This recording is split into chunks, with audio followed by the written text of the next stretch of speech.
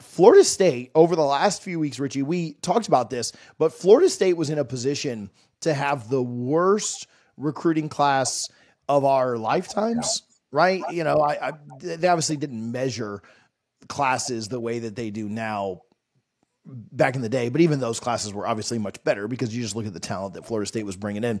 And, and I said this on a few shows, want to get your take on it, and we'll talk about some of these guys, but it truly felt like this staff cared more about recruiting in the last 2 weeks than they did in the last 3 or 4 years.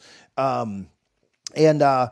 I don't know if it was an intensity thing. I don't know if it's just Florida State's got a brand. And they've got a good NIL, with the Battle's End. And so that you're able to flip some guys late, but what they did on the recruiting trail, I mean, you could preface it by saying that, a top 20 class is not the standard at Florida State. Absolutely. There's no doubts about it.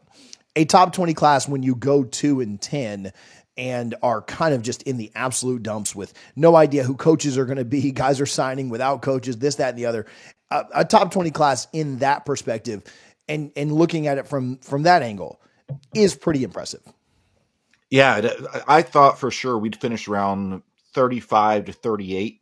But to have all the flips that you did, part of me wonders, when a program gets a new coach, right, they typically get a bump in that first class. Well, when you completely revamp your coaching staff, did Florida State get a bump from that? Was Mike Norvell able to go on the trail and sell that? Listen, we have all new coaches essentially, and we're ready to go, and you can be part of the solution as opposed to being part of the problem, which we all got rid of. So it was a surprisingly good thing because I did not see that happening at all. And when you look at some of the schools that Norvell and the staff flipped kids from, it's pretty impressive. And, part of me, the pessimist in me thinks that, well, how many of these kids were pushed out of their classes? But I do think a lot of them would have been takes if they wanted to sign with the schools they were committed to.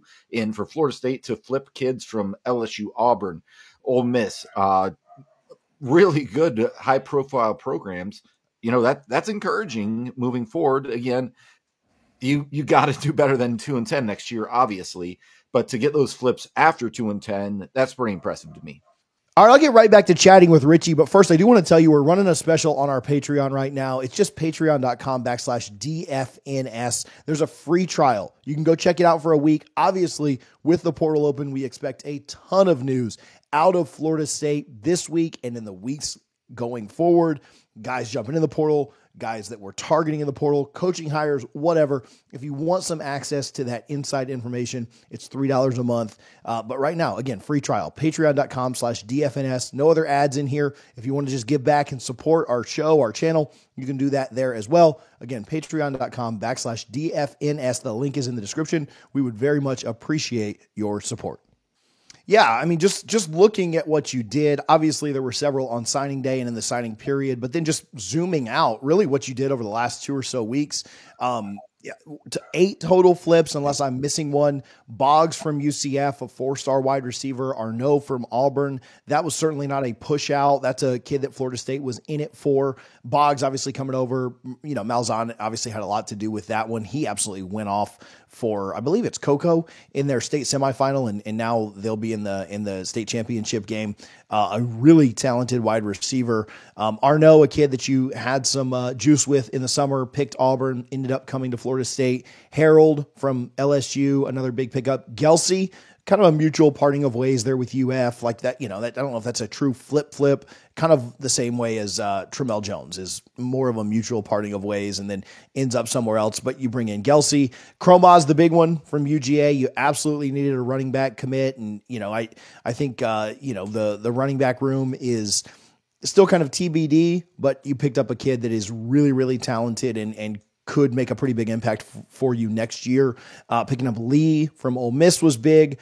Kind of unexpected. That was one that I don't know that you thought you were definitely going to get. You picked up an offensive lineman that was committed to USF. I know that's not one that is super sexy or everybody is like jumping over, doing backflips for, but you picked him up. And then Sperry from Oklahoma, you flipped a quarterback too. And again, did you maybe settle at quarterback? Like, do I expect Sperry to come in and just light the world on fire? No, I think he's a developmental piece that'll take some time, but you still flipped a quarterback from Oklahoma. And so 8 flips down the stretch to get from, we were saying, right? I would have been, if you'd have told me we'd have a top 25 class, even just 2 weeks ago, I'd have said, yeah, I just don't see it, right? I don't see how that's possible.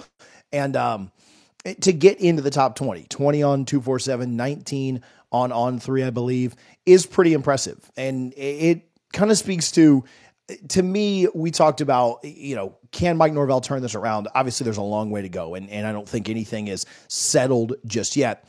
And he's going to have a lot of work to do, right? I think he does figure things out for this year. Like, I actually would take my percentage up over 50 that he is the coach in 2026. Like, I'll buy that. I don't know if you have a take there or not.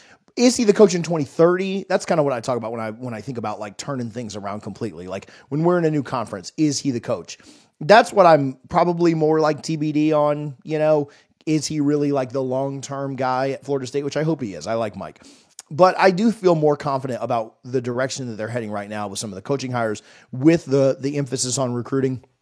And so I think that, just what they've shown really just in the last couple of weeks of, cleaning some things up from a coaching perspective, finishing as well as you could. I believe only 2 programs had top 20 classes that had losing records, one of those being Auburn, which Auburn were they 5-7, Harlan? I don't know if you want to fact check me on that or if they went 4-8, but obviously at least double Florida State wins, if not 2.5 times if they won 5. To get into that top 20 at 2-10 is pretty impressive. And I'm not going to sit here and predict that, 2026 class, they're definitely going to be top 10 or anything like that. But I do think that there's a chance that we see the recruiting uptick some. I don't know that this will ever be like an elite recruiting staff. I don't know that you're ever going to see this staff put together top 5 classes, certainly not back-to-back top 5 classes. You would need to really capitalize on some things and win a lot of games, I think, to get back in those kind of conversations.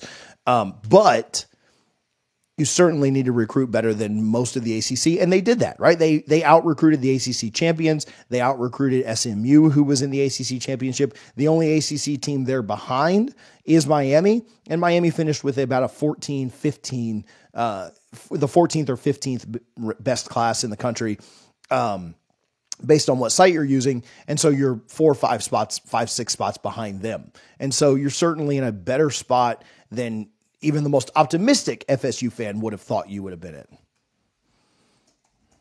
Yeah, I think it's pretty telling that, it was probably Florida State's best closing on a signing day since Mike Norvell has been here. And it was coming off a 2-win season where you kind of got embarrassed in many games. Sure, a couple were close and could have been, if a couple things go differently, you might have won those games. You talked about the running back from Georgia who flipped. Man, I was watching his highlight film and I got excited. He reminded me a lot of a more fluid James Wilder Jr., just the way he runs and tosses people. I think that was huge. But yeah, just the fact that you somehow ended up in the top 20, which I think a week ago when we were on here, we both were kind of in agreement that there's no way this team or this class ends up in the top 20. I was thinking like maybe if were in the top 40, that'd be awesome, but we did not end up there. And especially doing it while a lot of these coaching hires had not been announced yet, right? We'll get into those shortly, but you had a half-empty coaching staff and you're still flipping these guys. And I think Mike Norvell understands now the need to truly go after the high school recruitment, right? The high school athletes, and build that from the bottom down, which is what all the elite teams do. He struck gold last year by just hitting hit after hit after hit in the portal.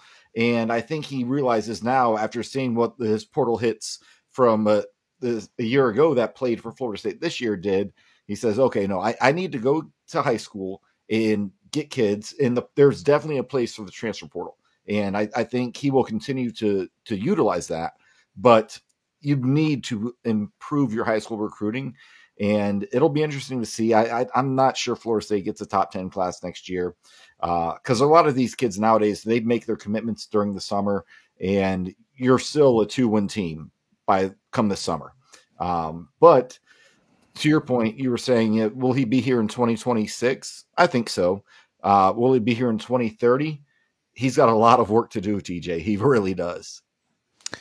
You mentioned the portal, and obviously that opens up this week. And I just wonder if they can carry some of this momentum over to the portal. And we've talked about this. I was at, somebody in one of the pastors at church asked me this weekend or this morning, like where did it all go wrong? Like what happened this year? And I was like, I don't know, man, we've been trying to figure that out for 3 months now. Yeah. But I do think a large portion of what went wrong this year was Florida State's just struggles, or maybe even complacency in the portal, with thinking that guys were just going to be beating down the doors to come to Florida State because of what we had done with Jared Verse and Keon and Tatum and guys that, Fintrell, guys that had come in. And I want to see the aggressiveness we saw in this last 2 or 3 weeks closing in this high school class. I want to see that translate to the portal, and I want to see their aggressiveness, because there are certainly some massive holes on this team that need to be filled and need to be cleaned up before we get to next year, or else we're going to be in another really rough situation. I don't think they're going to win 2 games again next year, but if they don't address some of their issues, and then if they don't attack the portal with true difference makers, right? Not second and third options because you slow play guys, or because you don't want to pay up, or just whatever your situation is, right? Whatever the reason was that Florida State struggled so bad in the portal last year, if they can attack that and use some of that same aggressiveness and use some of that same momentum to attack offensive line, defensive line, and then I see questions about quarterback. Would quarterback be something that you go and get? I think that is pretty dependent on who you can get, who you can bring in, and what you think that does to your ceiling.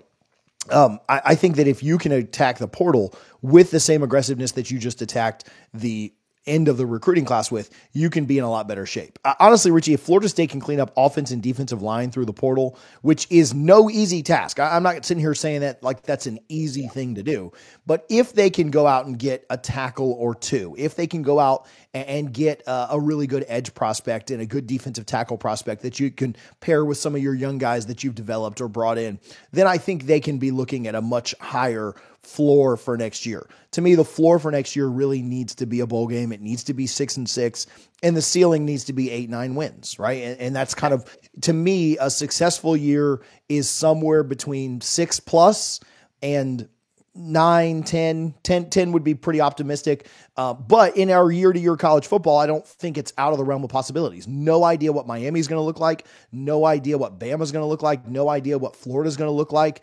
I think, outside of the billion fumbles, you played Florida as well as they played you in that game. And so there's no reason to think that if you shore some things up, you can't compete with any of these teams. Clemson, I still think, is going to be pretty tough on the road. But in our year-to-year college football that we live in, I'd like to see them attack the portal as aggressively, and obviously there will be a lot of portal news. I would expect Florida State to take 20 guys in the portal this year when it's all said and done, if not more. And so that is probably what's most intriguing to me, because yes, you closed well on the recruiting trail. I don't know how many of the guys that you brought in this recruiting class are going to make massive differences for you in 2025. There are a couple. Chroma is one. I think Kevin Wynn is one that could make an impact. I think some of your edge prospects are guys that could make an impact, Lee and others. But if you don't get things right in the portal along the trenches, we're going to be in a rough situation next year too. And so that is probably the biggest question mark I have right now. It's not really coaching anymore. It's not really this, that, and the other. Quarterback's up there, but it's what do they do in the trenches when the portal opens? Yeah, and it's frustrating. And, obviously Odell, has stepped down from his on-field position. But, man, you, on paper, should have had a top 5 defensive line in the country this year, and you just didn't. And now you got to go reload that position. And the offensive line, the coaching staff was completely fooled. They thought that they had, at least the top 10, top 15 offensive line in the country. They probably weren't top 75, top 80. And, looking at next year, we were kind of, had the schedule here. Great podcasting. Your conference schedule's not that bad. Yeah, you get Clemson and Miami, but you get Pitt, Virginia Tech, Wake Forest, NC State, Stanford, and Virginia. There's a alternate universe where Florida State could make the college football playoff next year if they get to Charlotte. It'll be tricky. You know what? But SMU, nobody thought they were going to Charlotte this year, and they were a last-second field goal away from winning the ACC championship game. And we know SMU is going to build on this and spend a ton of money because they're probably the richest school in the ACC by far. But to your point, TJ, Florida State has to build on the trenches. I'm not worried about defensive back. You know, linebacker, we could use some help there. But even running back, receiver, quarterback, if there's one that's available, you take him. But the trenches is where games are won and lost. And that's where Florida State, you know, when we were in Ireland, TJ, and Florida State just got dominated by Georgia Tech in the trenches. And that was the difference in the game. And you only lost by 3 points on a time expiring field goal. If we had better trench play, we win that game. And I don't know if the season goes a whole lot differently, but you don't win 2 games. You might win 5 or 6, which is still essentially a fireable offense in my opinion. But, you know, you're not going to fire a guy when you owe him $68 million, whatever it is. And next year owe him, you know, probably 50 something million if you wanted to fire him. But yeah, I think the portal, if Norvell can find a Keon Coleman, a Jermaine Johnson, a Keir Thomas, a Jerian Jones, which he magically found all of those in a very, very short time frame. If he can land just 1 or 2 of those, then yeah, I think next season could be a decent season and one that I will be excited about. Yeah, no, it's definitely more optimistic. And again, your schedule sets up fairly well for you. You know, we didn't look at this schedule as terribly difficult this year. I believe almost every team that Florida State played this year went to a bowl. And so the schedule wasn't like top heavy where you were playing just incredibly elite teams. You did play 3 teams that went to the playoffs. So, you know, it wasn't necessarily the easiest ever, but Florida State did end up having a pretty difficult schedule. A Georgia Tech team that took Georgia to 8 overtimes, an SMU, a Clemson, a Notre Dame that went to the playoff, a Florida team that certainly was playing their best ball at the end of the year, a Cal team that beat Auburn, and you know, a BC team that went to a bowl. And so you played a little more quality teams, Miami team that won 10 games. I mean, the list goes on and on. You played a fairly decent schedule, a top 20 schedule in the country this year. I think that lightens up a little bit next year. So